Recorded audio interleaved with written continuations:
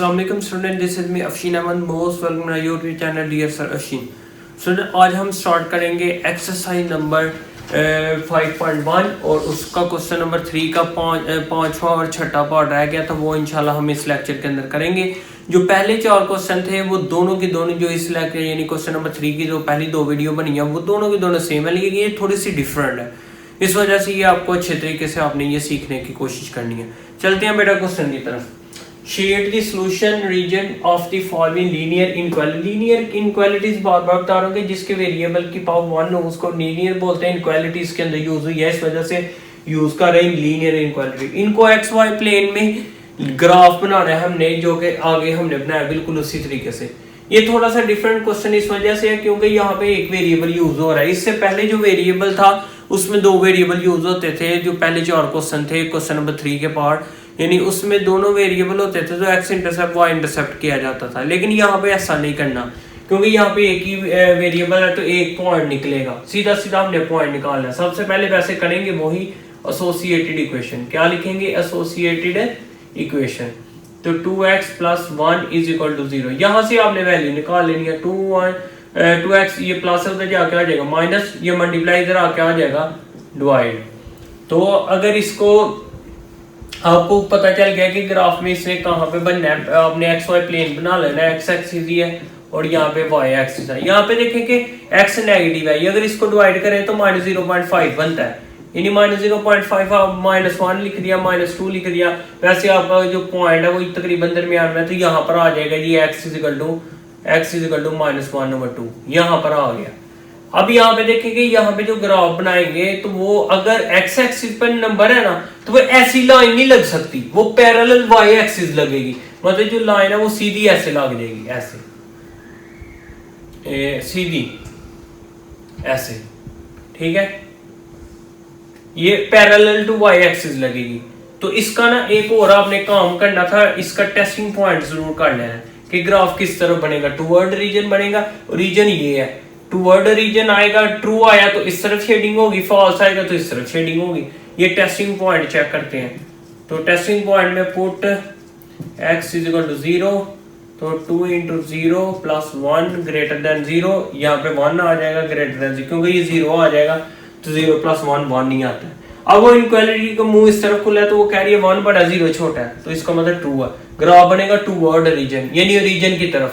तो यहाँ पे इस तरफ शेडिंग कर देनी है आपने। रीजन इस तरफ है तो रीजन की तरफ बना दे। अगर फॉल्स होता तो फिर ऐसे शेडिंग कर देते। इंतहाई आसान ये भी क्वेश्चन है, ये भी देखें इसी तरीके से करेंगे जी। एसोसिएटेड इक्वेशन करेंगे। सबसे पहले लिखा है एसोसिएटेड इक्वेशन, तो 3x - 4 = 0, 3y = 4, ये माइनस इधर प्लस हो गया, तो ये मल्टीप्लाई इधर आके आ जाएगा डिवाइड 4/3। टेस्टिंग पॉइंट भी पहले कर लेते हैं, फिर ग्राफ बनाते हैं। टेस्टिंग पॉइंट एक ही है, y को 0 पुट करना है, तो पुट y = 0, तो 3 × 0 - 4 0, ये -4 है लेस देन भी। अब देखिए माइनस हमेशा छोटा होता है। माइनस जो है, क्योंकि जो नंबर लाइन होती है वो उसके नंबर ना ये 0 -1 -2 -3, ये माइनस वाले सारे छोटे हैं 0 से। -1 बड़ा है -2 से, याद रखें। माइनस में जो छोटा होता है ना, दरअसल वो बड़ा होता है, ये याद रखते हैं। अब जैसे मैं अगर पूछूं -2 और -3 में से बड़ा कौन सा है, तो -2 बड़ा है। वैसे तो 2 बड़ा होता है, लेकिन माइनस लगा हुआ है दोनों के साथ, तो इस वजह से ये जो है माइनस जब आ जाए दोनों के साथ है, फिर जो छोटा होता है वो बड़ा होता है। हाँ, एक पॉजिटिव है एक नेगेटिव, फिर पॉजिटिव वाला हमेशा बड़ा होता है। तो 0 देखे न्यूट्रल होता है, लेकिन 0 जो है वो बड़ा होता है। उसने कहा जी 0 पर है, -4 छोटा है, तो ये बिल्कुल बात ठीक है, तो ट्रू आ जाएगा। ग्राफ बनेगा टूवर्ड रीजन, यानी रीजन की तरफ। सबसे पहले हम y एक्सिस बनाते हैं, तो y का पॉइंट ही देखना है, तो हम y वाला पॉइंट ही देख लेते हैं कहाँ पर है। ये इसको डिवाइड करें ना, जैसे ये 4 को अंदर 3 को बाहर, 3 × 3, तो ये आ जाएगा 0 लगा, पॉइंट लगा 0 लगा दिया, 3 3 जाना, ये 1.3। तो ये देखें 1 2 3। अब ये देखें तकरीबन यहाँ पे हम कह देते हैं जी 1.3 है, यानी y = आ गया, यहाँ पे लिख लेते हैं y = 4/3 है ये। तो अब इसकी लाइन ना ऐसे नहीं लग सकती, ये पैरेलल y है तो पैरेलल टू x एक्सिस लगेगी, जितनी आपने बनाया हुआ है प्लेन उस हिसाब से। अब जो आपको पता है रीजन तो ये है, तो ग्राफ टुवर्ड रीजन होना ही है, अवे फ्रॉम रीजन। फॉल्स होता तो वे फ्रॉम रीजन हो जाता ऊपर की तरफ, लेकिन ट्रू है तो टुवर्ड रीजन है, तो इस तरह इसकी शेडिंग नीचे की तरफ आ जाएगी ऐसे।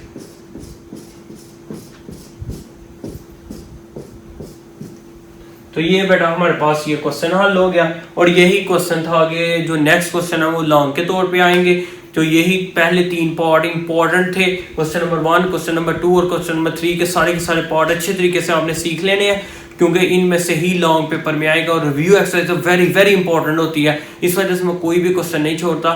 तो फिर भी किसी किस्म की कोई प्रॉब्लम हो तो मुझे जरूर बताया करें, इंशाल्लाह उसको सॉल्व जरूर करेंगे। चल इंशाल्लाह मिलते हैं बेटा नेक्स्ट लेक्चर में, नेक्स्ट क्वेश्चन नंबर 4 में। तो वहां पे भी इंशाल्लाह 2-2 क्वेश्चन करके सॉल्व किए जाएंगे। तो जिन बच्चों ने इस चैनल को सब्सक्राइब नहीं हुआ, चैनल को सब्सक्राइब जरूर कर लें, ताकि मेरे आने वाली वीडियो उन तक पहुंचे, इजीली वॉच करके बेहतरीन सीख सकें। दुआ में याद रखें, मिलते हैं नेक्स्ट लेक्चर में। अल्लाह हाफिज।